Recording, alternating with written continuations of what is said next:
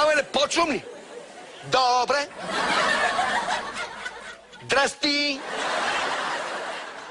Може да вали, ма може да не вали. Вчера около 7:15 в района на Перник, югозапад, са откраднали група роми 6 тона дърва за огрев.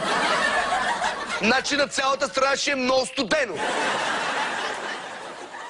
Логично. А най-студено ще има на тия, деца им откраднали дървата. То ще е студено на цялата страна, обаче в района на Мездра ще е най-топ. Защото в Мездра от Перник се влива и долита циклона, антициклона и мекия бриз и топъл ветър Жоро Бекама. Нали? Ми това е. Останете с нас. Всяко не ме вземат улоко Мездра и не забравяйте се усмихвате.